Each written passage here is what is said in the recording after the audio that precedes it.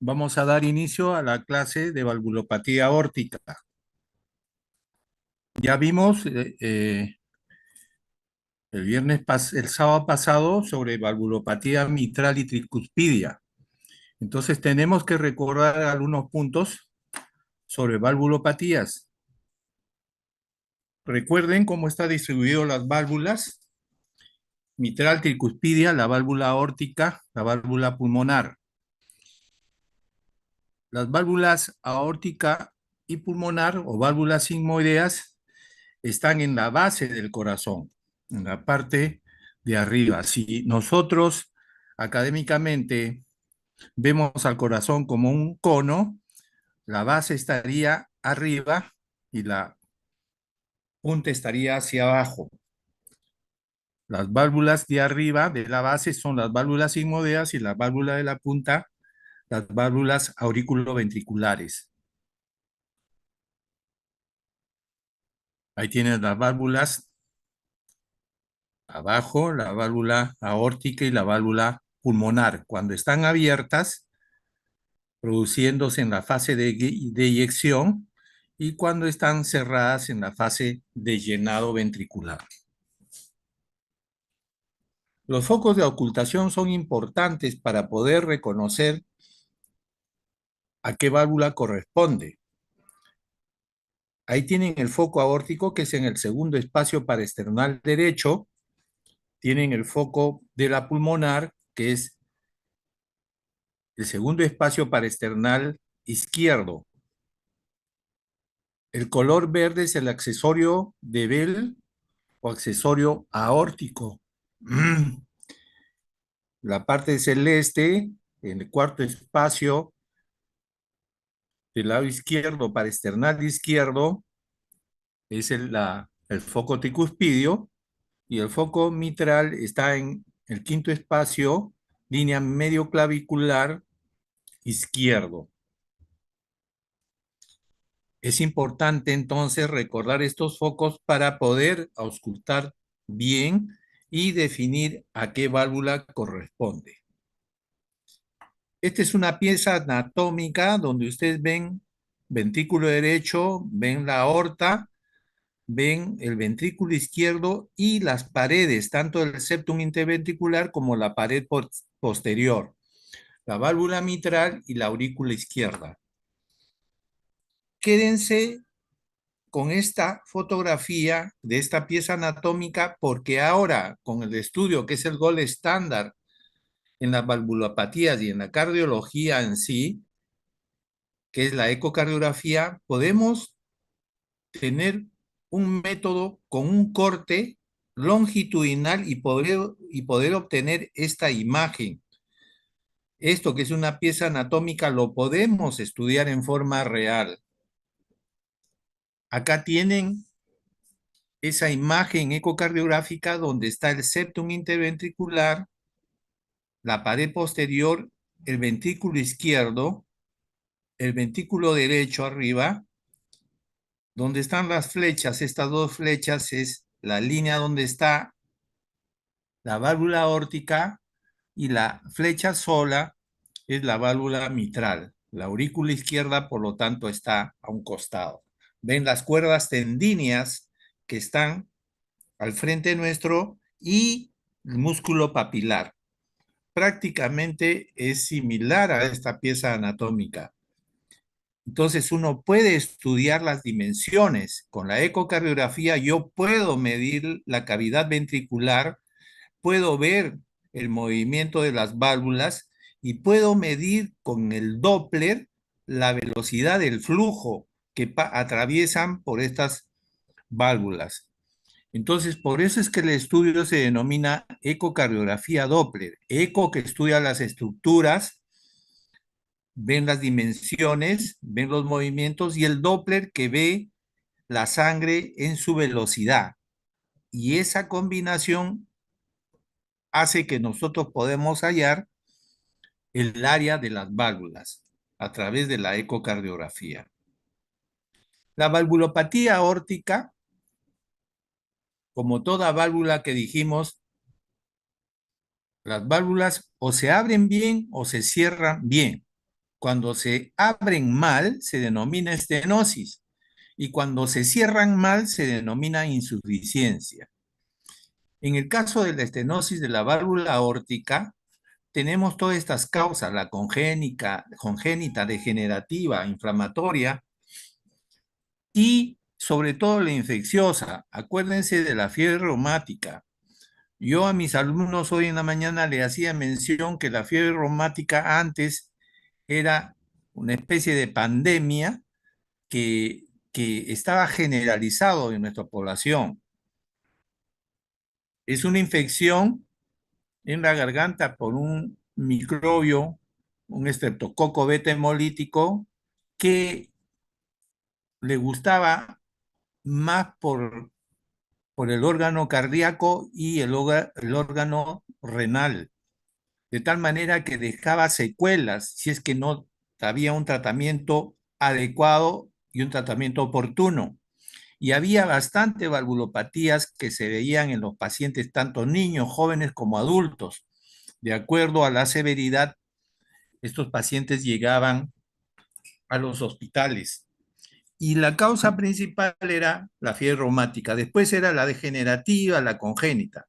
Actualmente, gracias a Dios, se puede controlar mejor esta enfermedad. Hay menos pacientes, menos, pero uno no debe bajar la guardia porque como es un proceso infeccioso que empieza en la garganta, hay que combatir desde un inicio, desde niños, si es que tienen esta inflamación, esta infección, hay que combatirla con antibióticos adecuadamente y hacer después siempre un despistaje con un cultivo de la secreción faríngea para saber si no hay este bicho.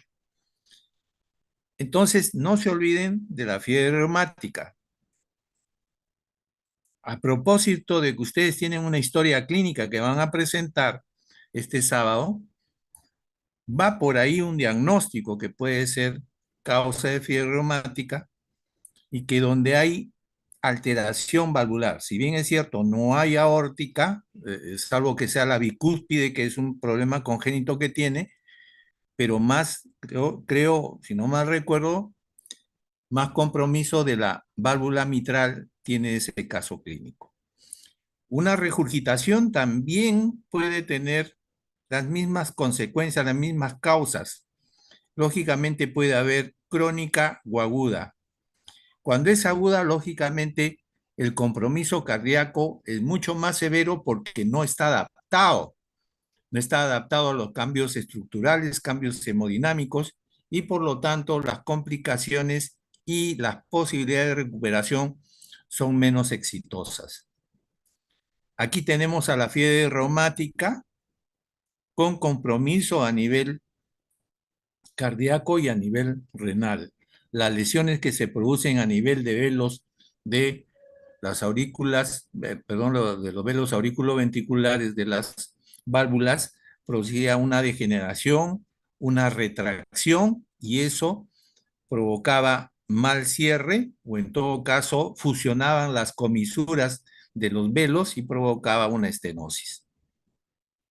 Entonces, la evolución de las valvulopatías depende de la magnitud del daño valvular, de la velocidad de instalación, del compromiso de la función del ventrículo izquierdo y, lógicamente, las comorbilidades que pueda tener el paciente. Entonces, la severidad de estas valvulopatías dependía entonces de la severidad del compromiso valvular, donde había incremento de las presiones de las aurículas, llámese un incremento de sobrecarga de volumen o sobrecarga de presión. Esto comprometía el gasto cardíaco y por lo tanto había un desbalance entre la oferta y demanda de consumo de oxígeno por el miocardio.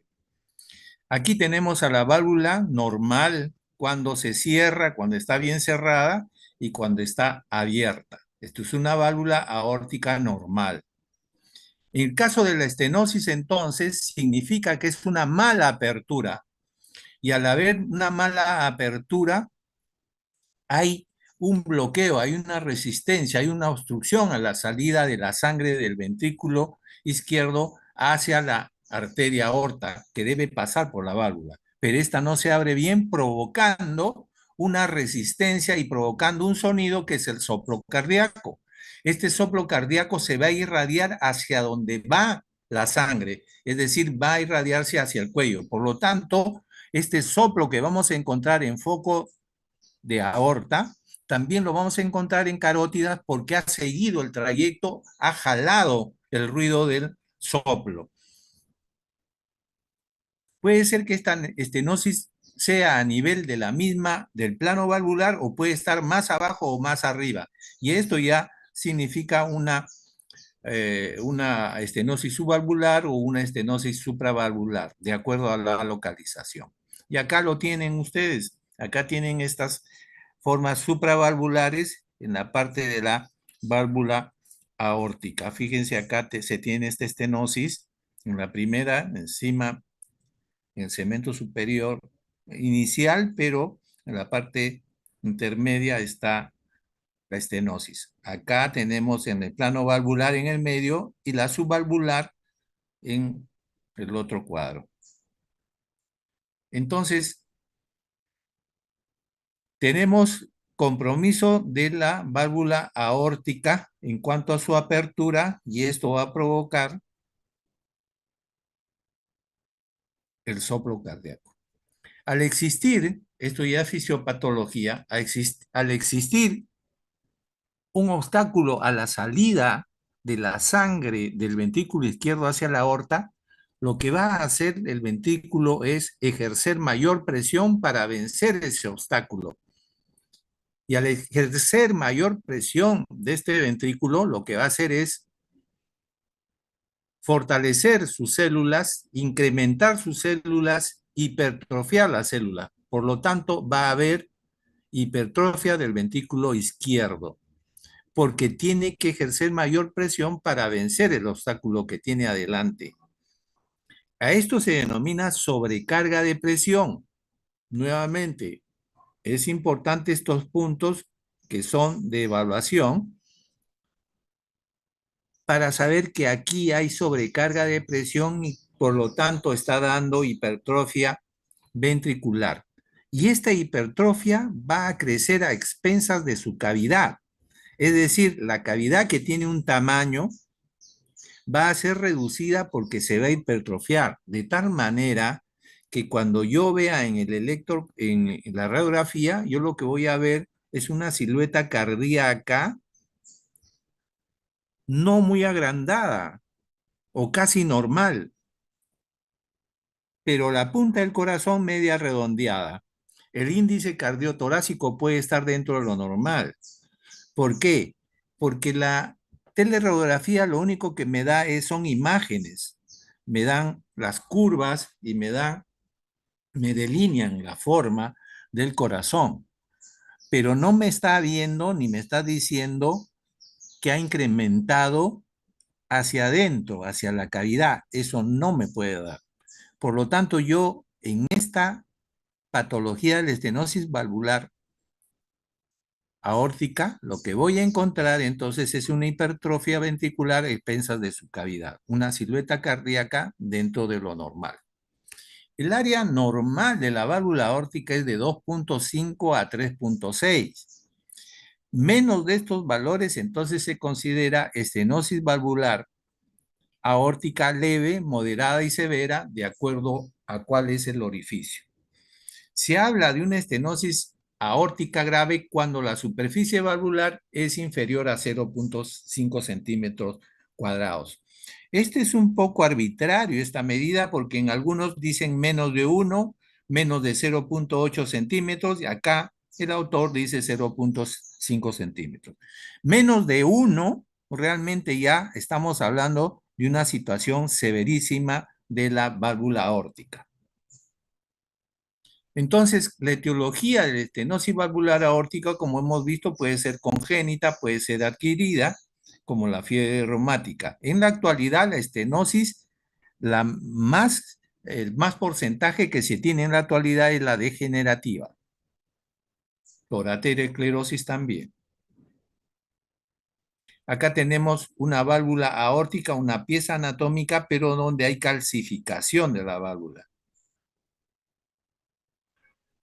Dentro de la epidemiología, en los hombres es más frecuente que en las mujeres y en los adultos jóvenes predomina la bicúspide congénita. Acuérdense de su caso clínico, que el paciente es un joven y además creo que encontraron en ecocardiografía una válvula aorta bicúspide, que eso ya de por sí es mala, puede desencadenar a ese nivel también endocarditis bacteriana. Entonces, la fisiopatología es la obstrucción progresiva de la eyección, aumento de la presión intraventricular, hipertrofia ventricular concéntrica y lógicamente puede llevar a una isquemia miocárdica. Cuando no está bien controlada esta estenosis, no se está actuando, entonces va a llegar que esta hipertrofia va a entrar en otra fase que es la dilatación, que es una fase tardía, pero ya más deleteria. Es una fase donde ya va a entrar en una insuficiencia cardíaca irreversible, donde el pronóstico del paciente es reservado, donde el pronóstico es malo del paciente, porque estamos en una fase muy avanzada.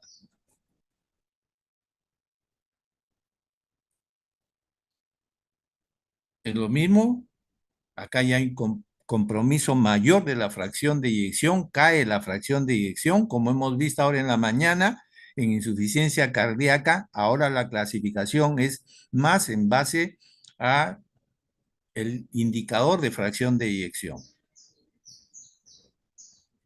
¿Qué molestias, qué signos y síntomas puede tener este paciente?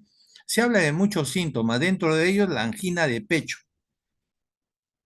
Una angina de pecho ya que es característico, el dolor anginoso que se presenta en el esfuerzo, eh, aumenta con los cambios de temperatura hacia frío, con las emociones, disminuye con el reposo y disminuye con el nitrito. Es cuando es una angina de pecho estable.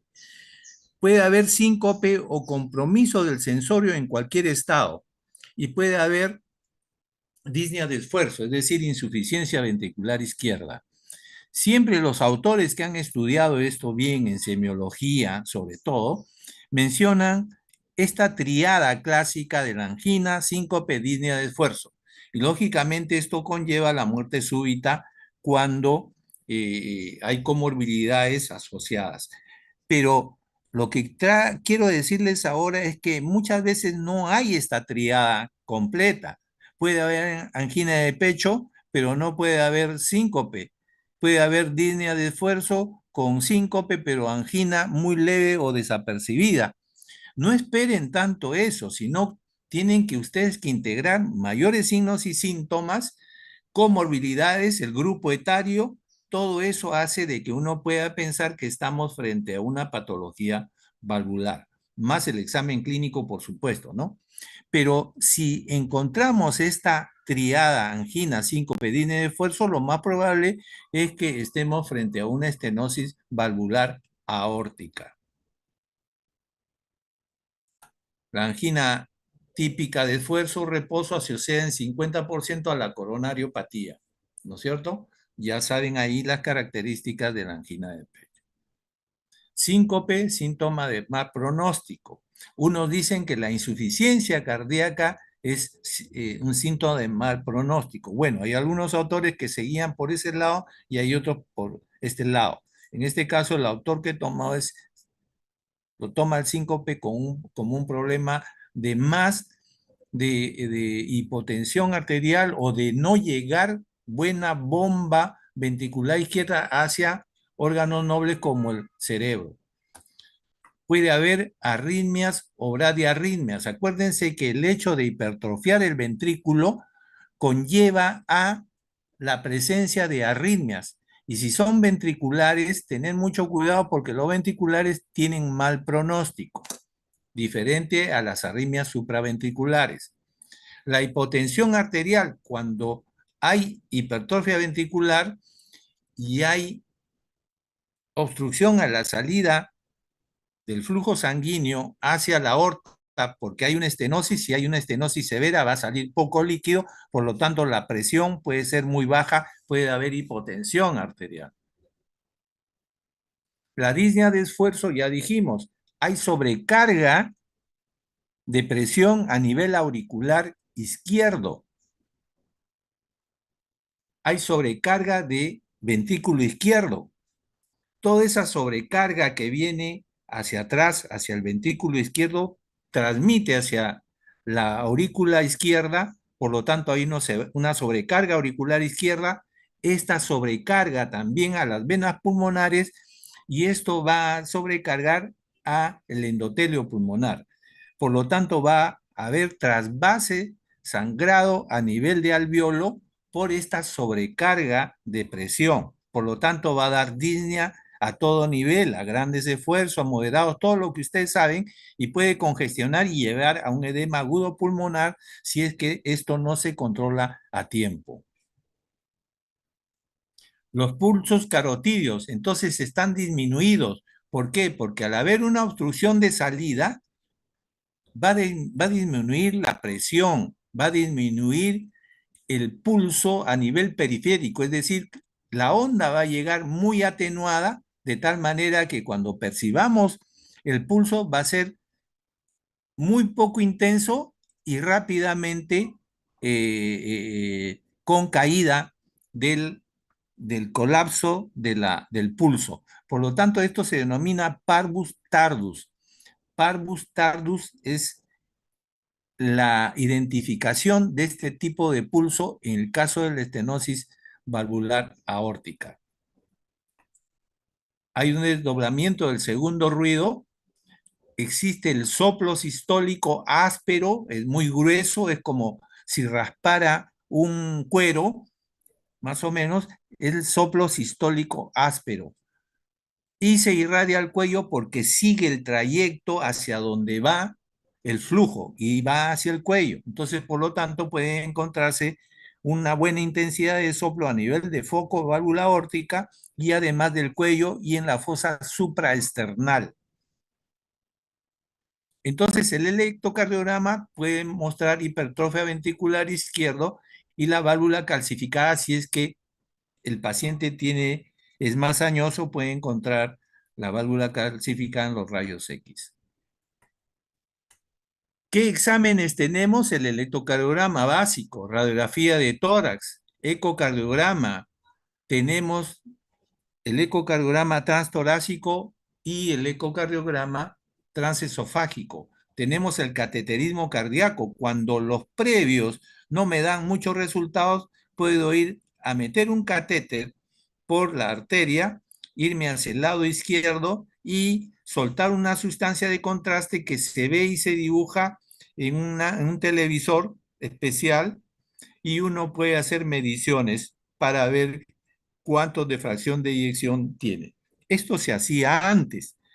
Lo tenemos acá indicado porque es una alternativa cuando lo demás ya no me da con exactitud. Entonces me voy al cateterismo, pero sabiendo que el cateterismo es un método invasivo y que lleva a mucho riesgo por contaminación o por ruptura de vasos o por producir arritmias. Tenemos también los estudios a través de la tomografía computarizada la, y la resonancia magnética que nos puede dar mayores datos. Aquí tenemos una radiografía de tórax de un paciente con estenosis valvular aórtica donde quiero que vean que el índice cardiotorácico no está muy alterado, que el ventrículo izquierdo no está muy agrandado, porque la hipertrofia que se produjo acá es a expensas de la cavidad y está en el centro de esto que no se ve. Acá tenemos nuevamente esa teleradiografía donde vemos botón aórtico a un costado, vemos acá en el lado izquierdo o el derecho para nosotros viendo de frente, vemos la redondez del ventrículo, pero no vemos el índice cardiotorácico incrementado. pero tenemos un soplo en el foco aórtico, en la fase sistólica, y podemos darnos cuenta que es una estenosis valvular aórtica en la cual justificamos por qué no está incrementado el ventrículo izquierdo, porque hay una hipertrofia a expensas de su cavidad. Entonces, uno mide la velocidad con la cual sale el flujo a través del área valvular que está cerrada moderadamente o severamente. Entonces, esta velocidad se dibuja en el ecocardiograma y a través de estas mediciones que ustedes están viendo, yo puedo colegir cuándo es leve, cuándo es moderada y cuándo es grave. Entonces, lo que trato de decirle con este cuadro es que haciendo estudios adecuados se puede medir el área valvular y decir cuándo está severo el caso, cuándo está moderado y cuándo está leve. Esto se lleva a una junta médica y se define si es que este paciente se queda solamente con tratamiento médico farmacológico o ya se requiere su reemplazo valvular.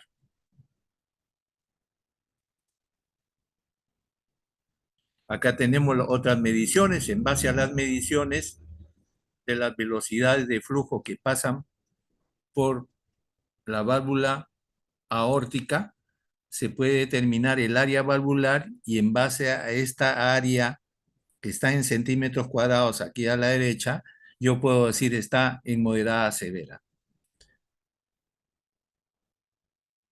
Tratamiento. Entonces, dependiendo de su gravedad, vamos a hacer el tratamiento. Siempre iniciando con el tratamiento no farmacológico, el tratamiento del régimen higiénico dietético, el tratamiento de cambio de estilo de vida. Nunca se olviden, eso es lo primero que hay que aplicar.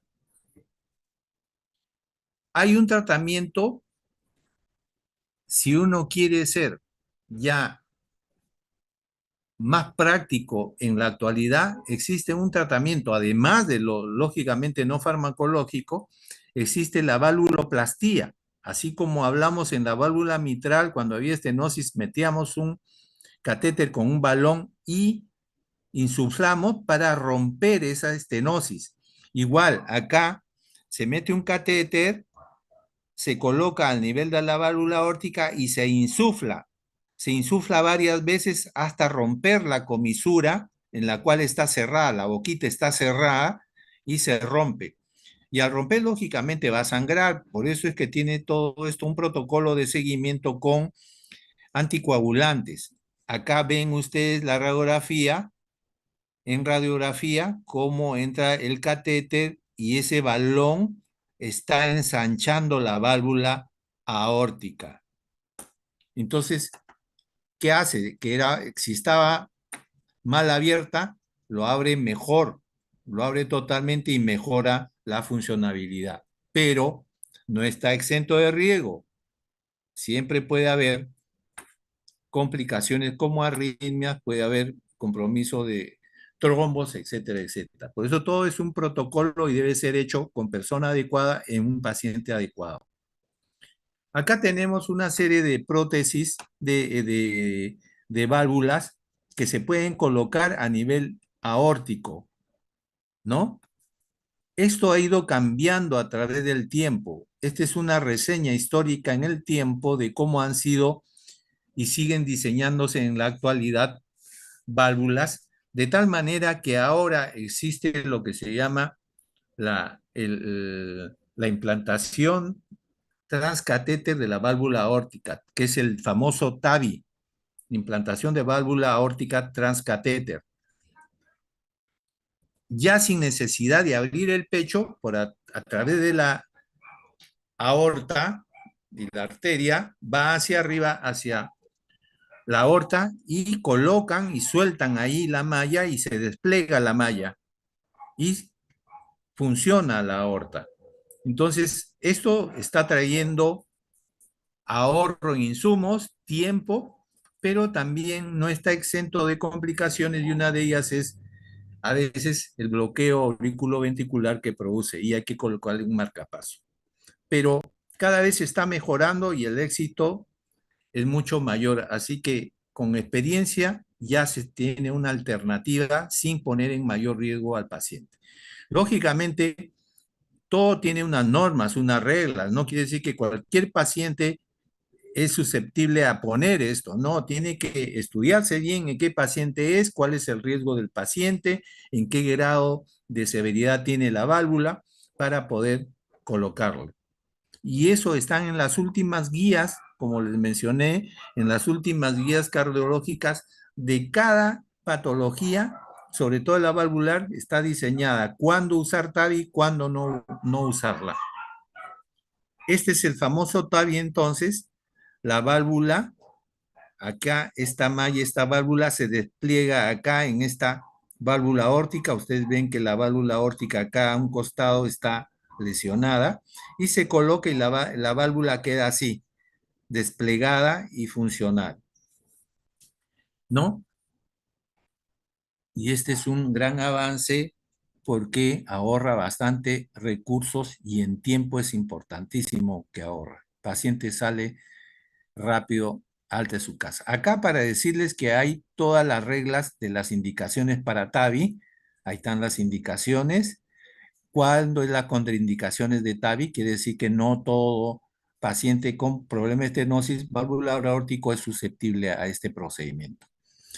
Cuando ya no se puede hacer ese tipo de procedimiento, se va al tratamiento quirúrgico prácticamente, donde ya acá hay que abrir el tórax y colocarle directamente la válvula, sacar la válvula anterior y ponerle una válvula, ya sea mecánica o sea biológica. Y hemos dicho que la prótesis biológica son de tejido humano o de tejido de un animal, como puede ser el cerdo, que son menos o más compatibles con el ser humano y menos formadores de anticuerpos de rechazo. Por lo tanto, estas biológicas resultan buenas, pero en su duración pueden haber eh,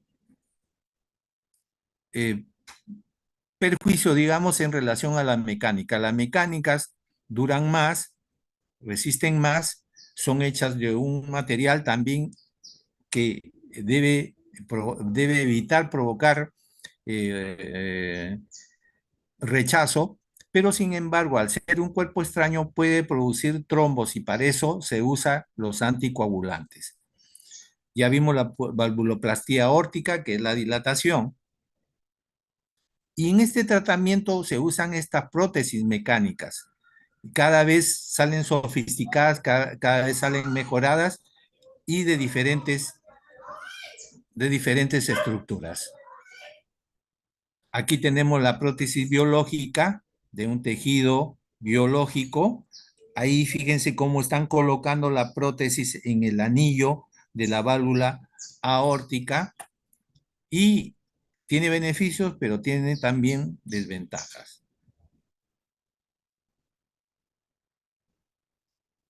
Insuficiencia aórtica es todo lo contrario a la estenosis valvular aórtica. La insuficiencia valvular aórtica quiere decir que hay un mal cierre de la válvula aórtica. Por lo tanto, al haber mal cierre, va a escapar sangre, va a regresar sangre. ¿De dónde? De la aorta hacia el ventrículo izquierdo. Entonces, ¿qué va a haber ahí? La insuficiencia aórtica está dejando volver sangre de la aorta hacia el ventrículo izquierdo. Por lo tanto, va a haber una sobrecarga de volumen a nivel ventricular izquierdo. Fíjense, todo lo contrario a la anterior. Acá hay una sobrecarga de volumen, mientras que anteriormente en la estenosis era sobrecarga de presión, acá va a haber sobrecarga de volumen. ¿Y qué va a pasar? Que se va a sobrecargar el ventrículo izquierdo y lo que va a hacer es crecer, dilatarse como un globo, como cuando le echan agua al globo, se dilata, pero va a dilatarse a expensas de su pared. Por lo tanto, la pared va a ser delgada del ventrículo izquierdo, pero va a ser agrandada también. Fíjense, ya con esto tenemos diferencia, porque a la hora de tomar una teleradiografía, vamos a ver la silueta cardíaca agrandada, el índice cardiotorácico anormal. a diferencia de la radiografía previa de la estenosis valvular aórtica. Por lo tanto, hay diferencia, una sobrecarga de presión, esta sobrecarga de volumen y diferencia en las radiografías. Acá podemos ver cómo está regresando la sangre hacia el ventrículo izquierdo. Va a sobrecargar el ventrículo izquierdo, va a dilatar el ventrículo izquierdo. Al dilatarse el ventrículo izquierdo, al sobrecargarse de volumen, el anillo mitral puede también distenderse porque está dilatando. Entonces el anillo mitral, al distenderse, puede provocar una insuficiencia valvular mitral porque ya no va a poder cerrar bien. Pero a la vez también puede provocar insuficiencia mitral. Por lo tanto, puede provocar a nivel auricular izquierda una sobrecarga de volumen. Y al sobrecargar de volumen, la aurícula izquierda crece. Y al crecer puede romper y dar fibrilación auricular por crecimiento de la arquitectura. Pero al haber sobrecarga de volumen a nivel auricular izquierda, las venas pulmonares van a encontrar que la aurícula está llena, se va a congestionar también las venas pulmonares. Y esto va transmitiendo hacia atrás a las venas pulmonares y a los capilares pulmonares, dando lugar a extravasación de sangre hacia el alveolo y provocando también congestión pulmonar y provocando todo el síndrome de respiratorio de insuficiencia ventricular izquierda. Al igual que la estenosis valvular aórtica me produjo, esto también va a producir, pero el otro fue mecanismo de sobrecarga de presión, este es sobrecarga de volumen. Si esto sigue, entonces va a transmitir esta sobrecarga a nivel de arteria pulmonar y va a transmitir a nivel de ventrículo derecho sobrecargando, de tal manera que la insuficiencia ventricular izquierda producida por una insuficiencia valvular aórtica puede provocar una insuficiencia ventricular derecha cuando en el tiempo no se ha controlado o no se ha parado la evolución de esta enfermedad. Puede ser esto que también haya sucedido el caso de la historia del que tienen ustedes para el sábado. Pero además en esa historia me parece que encontraron una insuficiencia tricuspidia moderada, que ya es un problema también que probablemente puede ser reumático y que haya afectado a varias válvulas. Entonces, la insuficiencia valvular aórtica es un problema de coaptación de las válvulas. Regresa sangre de la aorta hacia el ventrículo izquierdo. Acá tienen nuevamente en el esquema cómo a la hora de cierre escapa sangre de la aorta hacia el ventrículo izquierdo. Por lo tanto, hay una sobrecarga de volumen y hay un crecimiento ventricular izquierdo de mecanismo de dilatación. Ahí la prevalencia aumenta con la edad, es un poco de epidemiología, relación hombre-mujer 3:1 en los varones. Hay etiología aguda cuando hay una endocarditis infecciosa o por causas traumáticas. Lógicamente, cuando es aguda el pronóstico es peor porque el corazón no está acostumbrado a manejar volúmenes, presiones de un momento a otro diferentes. Entonces provoca arritmias, provoca insuficiencia cardíaca, etcétera, etcétera. En las crónicas ya dijimos, la reumática en ese entonces era lo más importante, pero yo lo mantengo acá para que no se olviden, porque todavía hay casos, pocos, pero hay casos y no debemos bajar la guardia. Esta válvula alterada provoca de que pueda existir endocarditis infecciosa. En los casos que hay válvula aórtica bicúspide, estos son susceptibles a infectarse rápidamente.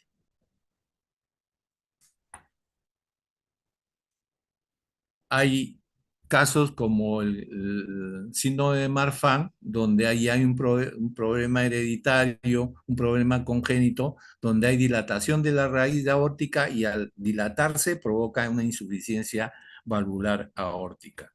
Disección aórtica por problemas de las capas intermedia y la íntima, puede haber una disección aórtica y aparte provocar una insuficiencia valvular aórtica.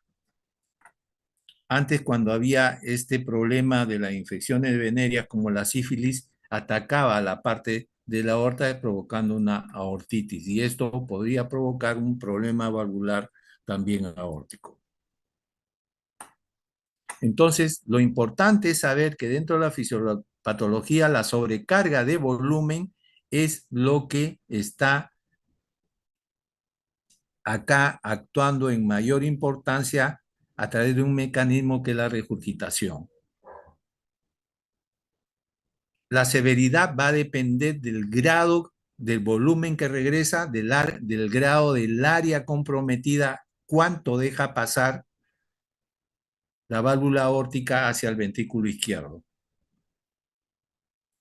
¿Cuáles son los síntomas? La disnea. Todo lo que hablamos en antes de la insuficiencia ventricular y que corresponde al lado izquierdo, en la disnea de esfuerzo en todas sus expresiones, la angina de pecho, las palpitaciones, puede haber mareo, síncope, puede haber insuficiencia cardíaca, edema agudo pulmonar y por supuesto puede haber arritmia, ¿no?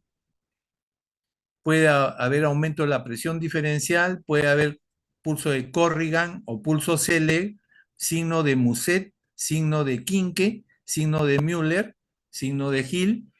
Acá es importante precisar, como hablamos en la estenosis valvular aórtica, hablamos de signo de un pulso parvus tardus. Acá el pulso es de Corrigan o pulso Seeleg o pulso de martillo de agua. Si alguien le ha dicho el pulso de martillo de agua es rápido, intenso y colapsante. Por eso es que se denomina también pulso saltón.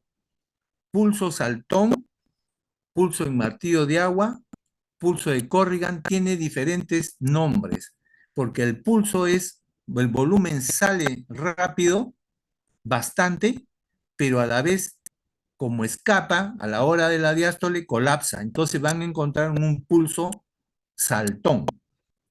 Existe el signo de Muset. Acuérdense de este signo de Muset. El signo de Muset es el movimiento de la cabeza hacia adelante, como si yo estuviese afirmando, como si yo estuviese aceptando o diciendo un sí. Es un movimiento hacia adelante constante. Ese signo de Muset, ¿por qué? Porque el volumen de sangre que sale, es un volumen aumentado, pero a la vez colapsa rápido y es como el pulso saltón que les mencionaba, es un pulso colapsante y que hace ese movimiento.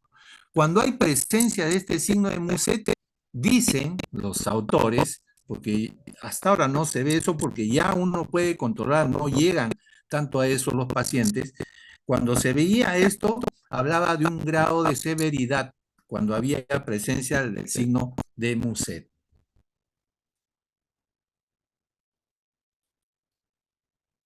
El ruido normal, el ruido 2 puede estar disminuido. Todo esto es variable de acuerdo a la severidad del caso. Puede haber diferentes formas de escuchar los ruidos, pero de acuerdo a la severidad, la intensidad del caso.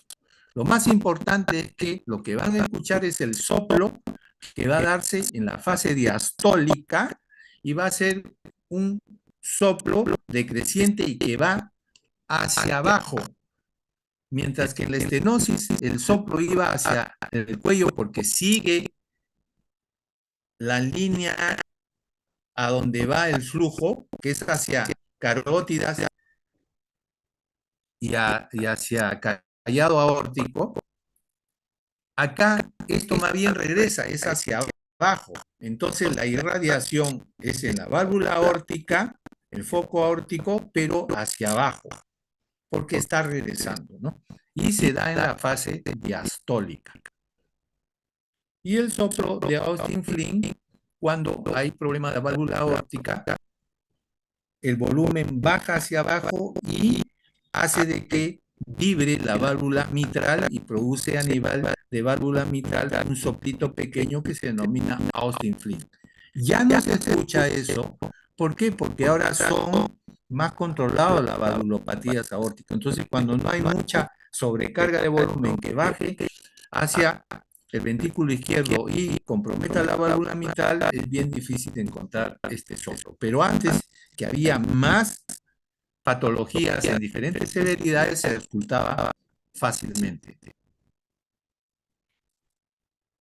Siempre se habla que cuando hay insuficiencias valvulares, la mayor parte del soplo es holosistólico o pansistólico, mientras que en la estenosis es mesosistólico o romboidal.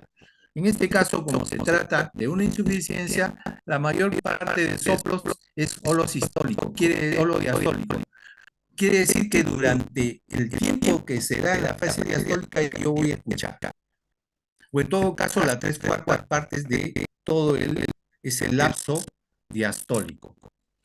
Como hay un crecimiento cardíaco, entonces el choque de punta va a estar desplazado hacia la izquierda, va a estar desplazado, por eso es que ustedes pueden determinar que hay un crecimiento ventricular izquierdo.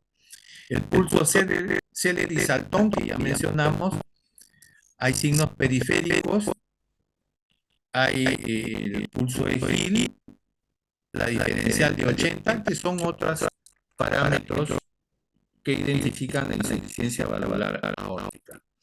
Los procedimientos, tenemos la clínica, que es importante, acuérdense, la clínica, signos y síntomas son importantes. El que colige mayor, el que puede obtener mayor datos, signos y síntomas, me va a estar explicando, va a estar dando de qué lado del corazón, derecho o izquierdo.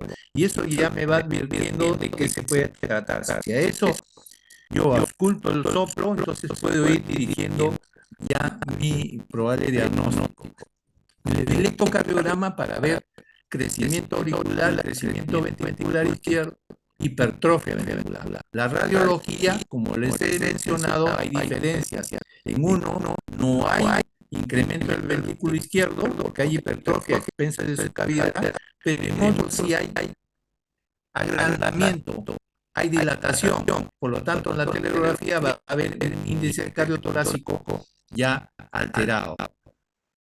El ecocardiograma modo M bidimensional me ayuda a mejorar mi detalles y dar con un diagnóstico mucho más preciso. El ecodoppler, ya dijimos, el ecodoppler estudia también la velocidad del flujo sanguíneo, el cateterismo cardíaco, y tenemos la resonancia magnética y la tomografía axial computarizada. Acá tenemos el electrocardiograma, radiografía de tórax, ecocardiograma, ventriculografía radioisotópica. Esta es para usar la viabilidad, es decir, para saber si la célula miocárdica está sanita o está todavía con capacidad. De nada hacemos reparar válvula, cambiar estructura cuando si la célula miocárdica ya no puede más, por más que yo le ponga dispositivos, no va a mejorar. Por eso es importante hacer la ventriculografía radioisotópica. Tenemos cateterismo, tenemos resonancia magnética. El electrocardiograma, ya dijimos, puede dar signos de hipertrofia, signos de sobrecarga, ¿no? Y si está alterada la aurícula, me puede dar fibrilación auricular. Aquí vemos en la insuficiencia valvular aórtica, entonces, cómo el ventrículo izquierdo ha crecido, porque se ha dilatado. El índice cardiotorácico está alterado, a diferencia de la estenosis valvular aórtica, donde el ventrículo izquierdo no estaba agrandado porque creció, se hipertrofió a causa de su cavidad. Entonces, el ecocardiograma es el gol estándar que me va a confirmar el problema de la insuficiencia valvular aórtica y me va a decir el grado de severidad. El tratamiento va a depender de la intensidad, la severidad, va a depender de los signos y síntomas que tiene el paciente. El tratamiento médico siempre empieza, ¿no?, con los cuidados de la dieta y los cambios de estilo de vida y ver las comorbilidades que el paciente traiga. No se olviden que las comorbilidades pueden incrementar la severidad del caso. Si yo no controlo una buena hipertensión arterial, no controlo bien la diabetes, de nada vale que yo esté insistiendo en un buen control cuando esto me va a descompensar. El tratamiento quirúrgico viene cuando el tratamiento médico no es suficiente. Y en el tratamiento quirúrgico también tenemos las plastías, tenemos las reparaciones in situ. Cuando esto no mejora, ya tenemos que entrar al reemplazo valvular, como hemos mencionado antes. Todo tiene unas indicaciones y siempre hacer el seguimiento. Esto va cambiando. Antes se decía, bueno, al año, 2 años. Ahora, con todos los estudios, los equipos que se tienen, ya uno puede hacer cada 6 meses, ¿no?, cada año, y ir viendo cambiar o no la válvula, cuando a veces estas válvulas también se pueden dañar por el tiempo y por su funcionamiento. Hasta aquí lo que corresponde a válvula aórtica.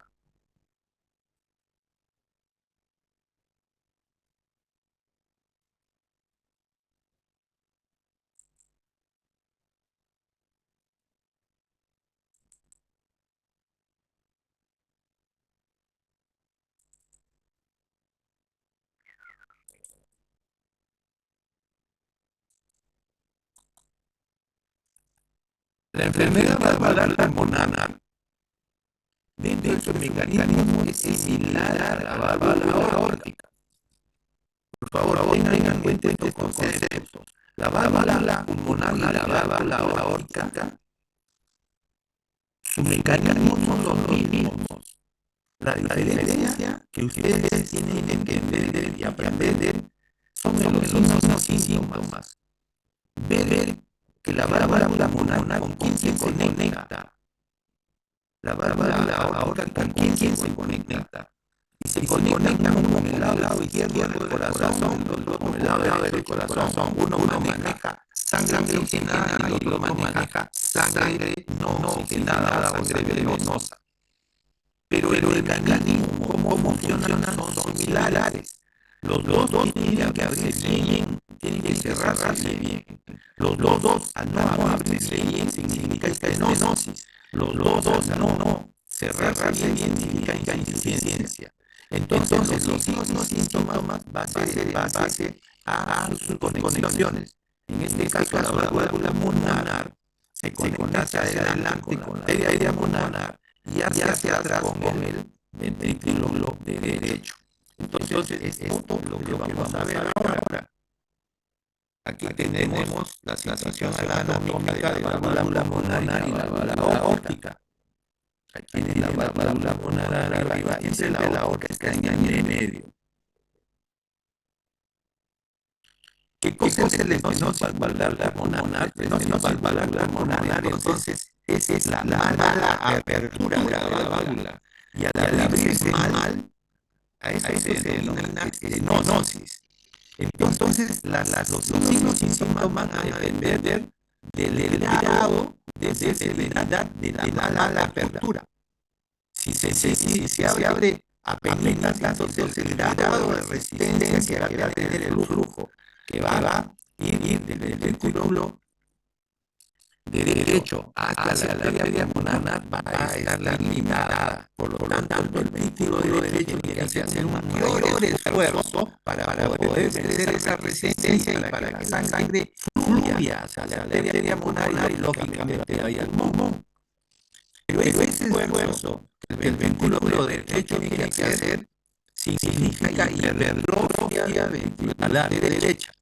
Por lo tanto, va a crecer el ventrículo derecho, pero a expensas de la cavidad va a hipertrofiarse, pero limitando, otorgando más cavidad.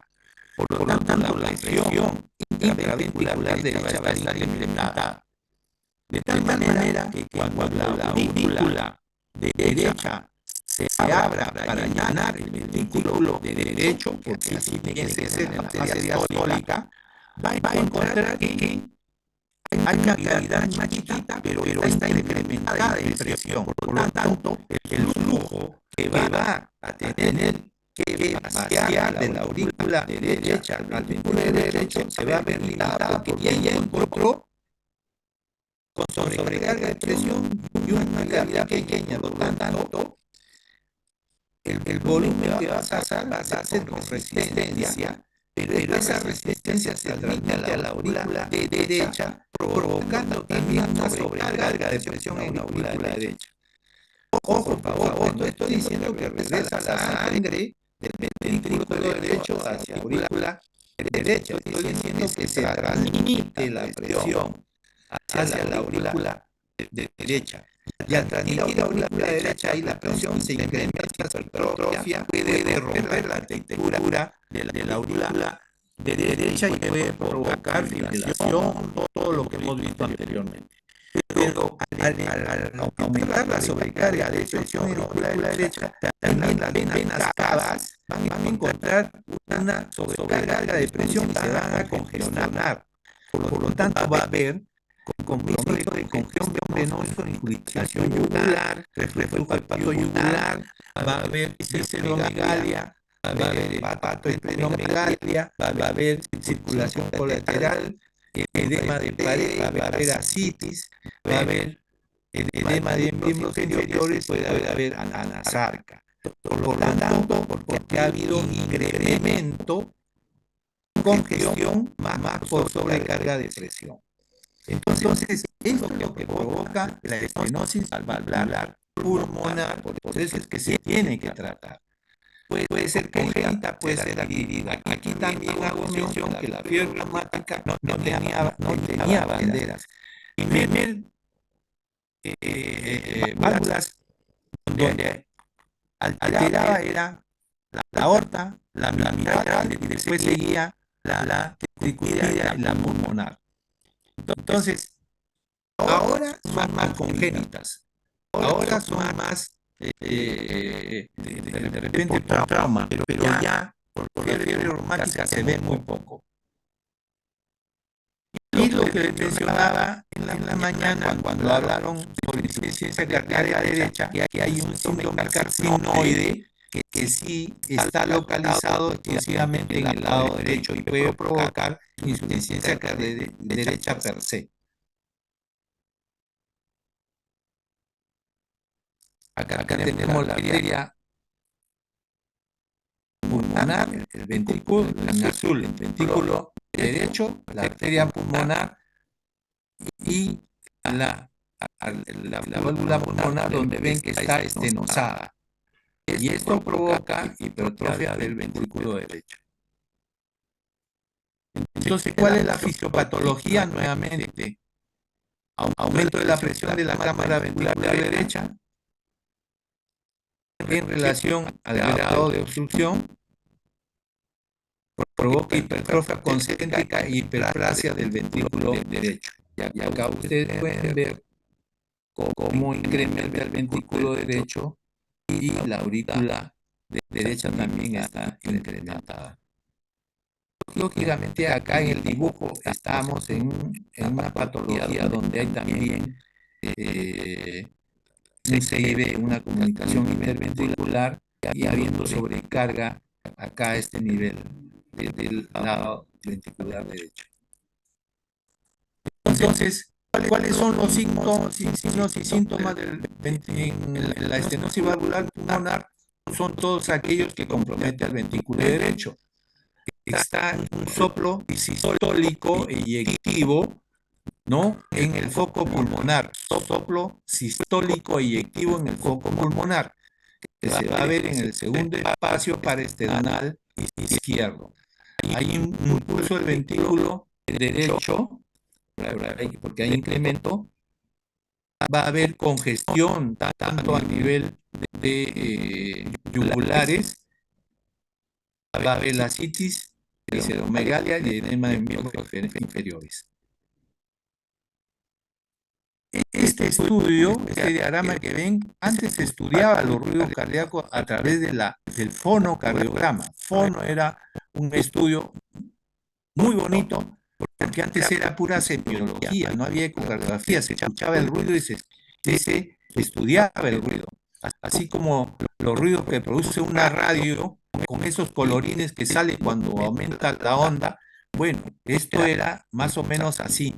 Se decía que en los casos que hay estenosis, el soplo era romboidal. A ustedes ven que se dibujaban los ruidos, pero hacía un dibujo romboidal. En el caso de las insuficiencias, busquen abajo insuficiencia mitral, tricuspidia, fíjense que acá es más lineal y se decía que era más, o lo sistólico era total, ¿no? Y era más uniforme. Mientras que lo de la estenosis generalmente eran, fíjense, de lejos era más tipo romboidal. Por eso es que hablaban de esta manera como ellos esquematizaban los ruidos cardíacos. Ahora ya no existe esto, pues, ¿no? Pero se puede dar, claro que se puede dar, si uno quiere estudiar. Pero como ahora hay que ganar tiempo, entonces se va de frente a la ecocardiografía o se va a la resonancia magnética o a la tomografía. Acá tenemos, en el caso de la estenosis valvular pulmonar, acá este arco medio es de la pulmonar y ustedes ven que no hay un crecimiento ventricular porque está expensa de la cavidad. Al haber esta silueta del índice cardiotorácico casi normal, yo puedo sugerir que casualmente puedo estar en una estenosis valvular de la pulmonar, donde acá el arco medio que está es de la pulmonar, se ha incrementado, pero sin embargo yo no veo ventrículo derecho mayor incrementado porque ha incrementado a expensas de su cavidad, como les dije. Ese estudio, entonces, en el ecocardiograma, ya yo tengo que aprender a ver cortes, ver dibujos, ver qué significa cada cavidad, cada recuadro, para yo poder determinar si estoy en el lado derecho del corazón, cuál es el ventrículo, cuál es la aurícula. Ahí está con AO, es aorta, el otro RB, ventrículo derecho, y la arteria pulmonar ahí abajo. Entonces, esas dos flechitas es la arteria pulmonar. Entonces, estoy en ese esquema y ahí pongo una señal. Hay un Doppler donde yo coloco una señal y esa señal pasa por la válvula donde están esas dos flechitas y va a medir el flujo. Y al medir el flujo, va a salir ese dibujo que ven al lado derecho ustedes. Ese dibujo donde mide 4.4 es la velocidad del flujo y dibuja más o menos de esa manera y a través de una calibración que ya se tiene hecha y unas mediciones automáticas, el equipo ya bota después a través de esas mediciones el área que corresponde valvular de la pulmonar en este caso. Entonces, ¿qué estudios tengo para la válvula pulmonar? Un electrocardiograma, voy a ver hipertrofia o no de aurícula, voy a ver hipertrofia o no de ventrículo, la teleradiografía del corazón y grandes vasos para ver si hay dilatación o no, agrandamiento en la silueta cardíaca, la ecocardiografía Doppler transtorácica y la transesofágica, el cateterismo cardíaco, la tomografía axial computarizada, la tomografía de emisiones multicorte y la resonancia magnética, que son los estudios mucho más sofisticados, avanzados, pero caros. Entonces, en base a esta velocidad que habíamos mencionado, se puede sacar el área de la válvula. Y acá están las áreas de la válvula de la pulmonar. Y en base a esto decir si es una estenosis severa, moderada o leve. Y en base a eso determinar si ya necesitaba cirugía o no. En caso de severa, pues lógicamente ya necesita la severidad, necesita reemplazo valvular, ¿no? Entonces, hay diferentes pronósticos de acuerdo a si está acompañado de comorbilidades o no, de hipertensión, diabetes, etcétera, etcétera, para precisar la sobrevida del paciente. Todo esto es cambiante, esto va cambiando de en año de acuerdo a los trabajos de investigación y de acuerdo a los nuevos equipos y nuevas terapias que se está dando. Entonces, lo que hay que tener en cuenta es que sí se tiene alternativa. Desde la medicina no farmacológica, la medicina farmacológica y los tratamientos como la valvulotomía, es decir, si hay una estenosis porque está cerrada, tengo que cortar o romper a través de un balón, un catéter con balón, se insufla y en el área donde está cerrada se insufla para romper y se rompe. Es un tejido fácilmente que se rompe, pero a la vez, como es un tejido que se rompe, va a sangrar. Y ese sangrado da lugar ¿a qué? A que haya una fase de cicatrización. Entonces, para que no exista esto, se tiene que dar anticoagulantes y todo un protocolo de llevar con antibióticos también para evitar infecciones y evitar sobre todo los trombos, ¿no? Ya cuando esto no no es suficiente, entonces ya uno tiene que estar pensando en el recambio valvular. Acuérdense que yo le mencionaba y ahí está el síndrome carcinoide. Si bien es cierto, no es frecuente, pero tampoco no es raro. Siempre que se tiene un lado derecho comprometido y es un paciente de edad, hay que tener como diagnóstico diferencial el síndrome carcinoide. Tenemos ahora la insuficiencia valvular pulmonar. Lo mismo que en la estenosis valvular, que en la aórtica, en la insuficiencia valvular aórtica, tenemos acá lo contrario. Acá hay una sobrecarga de volumen. Va a regresar sangre de la arteria pulmonar hacia el ventrículo derecho. Por lo tanto, acá va a haber sobrecarga de volumen. Volumen en el lado derecho. Por lo tanto, va a dilatar el ventrículo derecho. Va a agrandar el diámetro del ventrículo derecho. Y esto va a crear una sobrecarga de volumen que a la hora que la aurícula envíe sangre al ventrículo va a encontrar ya sobrecargada, de tal manera que va a haber congestión a nivel auricular derecho, va a haber sobrecarga de volumen en el lado de aurícula derecha, esto va a traer dilatación auricular, va a haber rompimiento de la estructura de la arquitectura de la aurícula derecha, por lo tanto puede haber arritmias como la fibrilación, que la fibrilación es una arritmia incapacitante, provoca trombos, provoca ACVs, por eso es que se estudia aparte esta arritmia de la insuficiencia de la fibrilación auricular. En este caso, hay regurgitación del flujo sanguíneo a la arteria, de la arteria pulmonar al BD, y acá tenemos congénita, adquirida, tenemos todas las causas que hemos mencionado, y acá ustedes pueden ver un caso normal al costado izquierdo y al costado derecho, ven cómo a la hora del cierre hay regreso de sangre de la arteria pulmonar hacia el ventrículo derecho, en caso de la insuficiencia valvular pulmonar. ¿Cuáles son los signos? Todos son iguales que el anterior. Me va a dar congestión, me va a dar incrustación yugular, me va a dar visceromegalia, ascitis, edema de pared, edema en miembros inferiores. Pero como se produce en fase diastólica, el soplo se va a producir a ese nivel, soplo diastólico. Y este soplo diastólico va a aumentar con la inspiración, porque todo lo que uno inspira, el lado derecho se incrementa por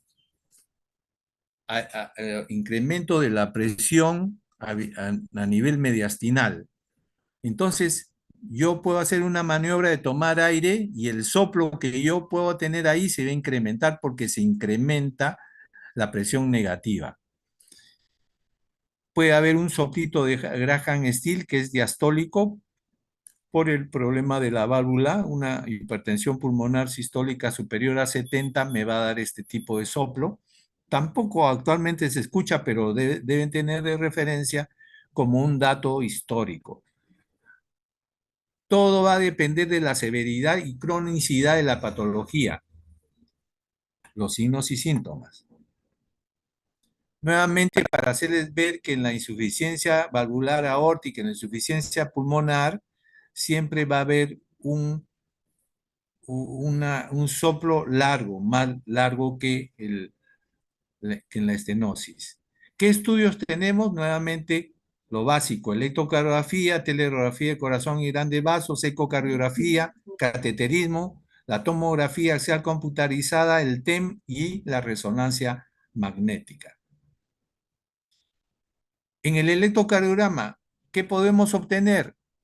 Un incremento de la aurícula. Cuando ustedes vean la aurícula en el electrocardiograma así acuminada, alargada, generalmente eso es una P tricuspidia, una P pulmonar. Lo que trata de decirme es que es una P que corresponde al lado derecho. En cambio, cuando es del lado izquierdo, lado mitral, no crece hacia arriba, crece más bien a lo extenso, a lo ancho. Lógicamente la medida hacia arriba va a estar también un poco incrementada, no tanto como esta, pero va a crecer hacia lo ancho. Va a haber una melladura en el nivel medio como una M, y vamos a ver, por eso que es importante saber los valores de la onda P complejo QRS para poder saber cuándo estamos frente a un electrocardiograma anómalo mirando solamente la morfología. Y acá ustedes ven que la onda P está incrementada, inclusive si ustedes miden con la onda T, mire, está hasta más grande que la T, entonces ya me está llamando la atención eso. Ahí hay una hipertrofia auricular, pero del lado derecho por la morfología. Y cuando yo veo en el QRS, en el B1, no debería ser así su morfología. Acá está una onda Q con una R grande. Esto es cuando hay hipertrofia ventricular derecha. Hay una sobrecarga diastólica del ventrículo derecho. ¿Ya? Entonces, ¿el electrocardiograma me puede ayudar? Claro que sí me puede ayudar, me puede. No siempre el 100% puede salir como ayuda, pero el 75-80% me va a ayudar. El hecho que no me ayude no significa que no sea importante, es importante. ¿Por qué no sale? Porque hay muchas explicaciones, que no es el caso ahora, pero hay muchas explicaciones por qué no puede salir. La ecocardiografía entonces es el gold estándar para estudiar en movimiento, ver las paredes, ¿no? Ver las válvulas, ver las dilataciones, para poder darnos con mayor exactitud el área y la severidad, en este caso de las válvulas. Ahí está, ahí tenemos una ecocardiografía a color, donde todo eso que ven ustedes, ese mosaico de colores, eso que está con celeste, medio amarillento, ahí está escapando sangre. Y cuando está escapando sangre, produce este tipo de burbujas y este tipo de distorsión de colores. Y entonces cuando uno pone color, uno encuentra esa distorsión, inmediatamente se va ahí, lo encuadra y con un Doppler, con un aparatito que da una señal, trata de colocar a ese nivel y ahí va a encontrar un flujo que va a dibujarse y va a sacar el área. Ahí tienen nuevamente los valores que se obtienen a través del estudio del paciente, ¿no? Y lo que quiero que vean acá, que acá se está tomando en cuenta la fracción de eyección. Todo lo que hablamos en la mañana, todo lo que les dije que aprendan, digan, repasen, actualicen, es lo que en este momento sirve de base para poder clasificar severidad o no en el paciente. Acá tenemos la fracción de eyección del ventrículo izquierdo y acá tenemos el TAPSE, que es el valor que nos da del ventrículo derecho. Mayor del 50% es la preservada, la normal, en el caso del ventrículo izquierdo. Y en el caso del ventrículo derecho, mayor de 17 es lo normal, mayor de 17. Menos de 17 ya estamos viendo que hay falla.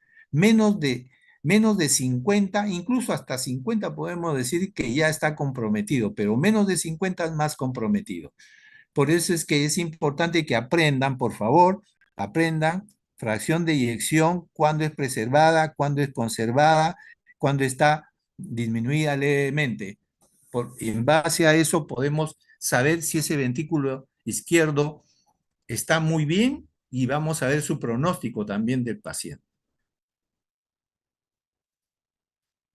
El cateterismo cardíaco, esta es una idea para que vean que se mete un catéter, se suelta sustancias de contraste y con la morfología y dibujo que uno ya conoce previamente puede determinar dónde está el ventrículo derecho o ventrículo izquierdo y en base a unas mediciones que se hace puede decir está agrandado o no. Esto se hacía bastante antes.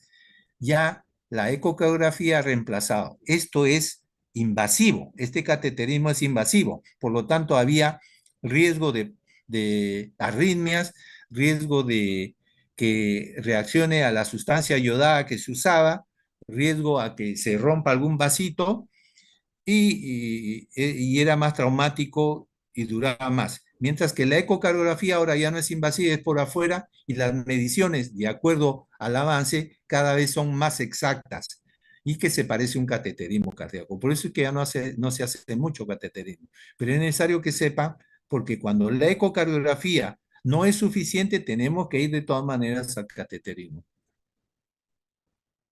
La insuficiencia pulmonar habitualmente no requiere tratamiento, pero es necesario identificar la etiología y si es severo, de todas maneras va a necesitar valvuloplastía o reemplazo valvular. El tratamiento siempre se empieza con el no farmacológico. Cuando es farmacológico, dar los sintomáticos, disminuir compromiso derecho. En la insuficiencia pulmonar primaria el pronóstico es bueno, solo se corrige el defecto. Cuando no se puede mejorar, entonces ya se va al recambio valvular.